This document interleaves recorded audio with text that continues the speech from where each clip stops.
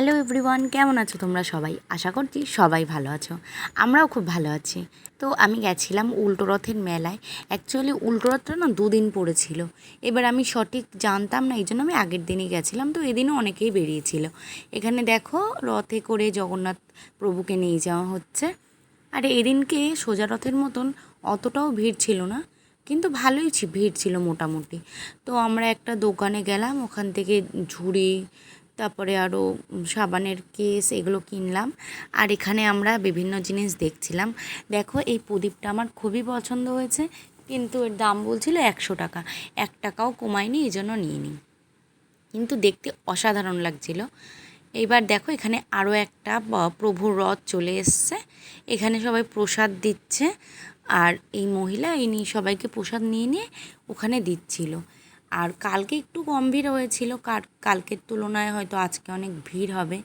আর এখানে দেখো আমরা যাচ্ছি রাস্তা থেকে, তাও আর এইগুলো না, এই যে ময়ূরের পালকগুলো, শুনেছি রথের মেলায় আসলে নাকি এগুলো কিনতে হয়, কিন্তু আমরা কিনিনি।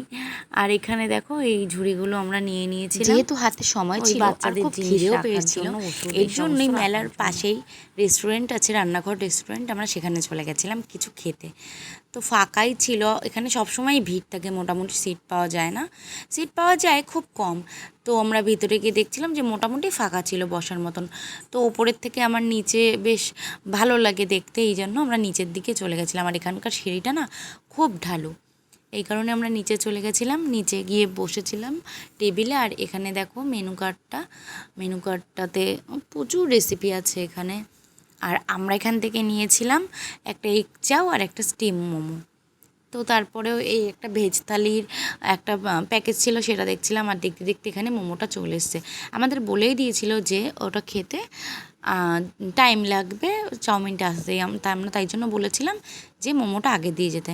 তো কথা মতো মোমোটা আগে দিয়ে গেছিলো। তারপর আমরা মোমো খেতে লাগছিলাম আর সময় কাটাচ্ছিলাম, আর উনি চাউমিনটা নিয়ে আসছিলো।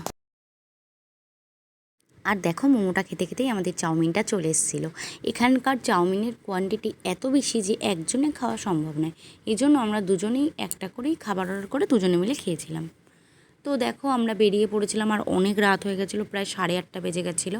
বাড়ি থেকে ফোন করছিল যে বাচ্চারা কান্নাকাটি করছে। তো আর যাওয়ার সময় গাছ দেখে আমরা গাছ নেওয়ার জন্য দাঁড়িয়েছিলাম, কারণ রথে গাছ কেনা শুভ।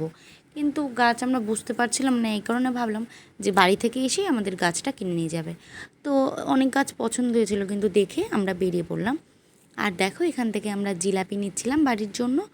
তো জিলাপিটা নেওয়ার পর আমরা একটু বাজারের দিকে এসেছিলাম, কারণ বাচ্চাদের জামা নেওয়ার জন্য, কারণ বাচ্চারা বড় হচ্ছে, যেহেতু সব জামা কাপড় ছোটো হয়ে যাচ্ছে, এর জন্য আমরা কটা জামা নিতে এসেছিলাম। আর বাচ্চাদের জামার কালেকশন জাস্ট অসাধারণ লাগে, কিনতেও ভালো লাগে। তো দেখো আমরা এই দুটো নিয়েছি, ওই সবুজটা নিয়েছি, ও আরও গোলাপি নিয়েছিলাম। তো এখান থেকে এই জামাগুলো নেওয়ার পরে আমরা গেছিলাম ওষুধের দোকানে বাচ্চাদের জন্য দুধ আর ওষুধ কিনতে। তারপর উনি আমাদের বাড়িতে নিতে আসলো আর আমরা বাড়ি চলে গেলাম।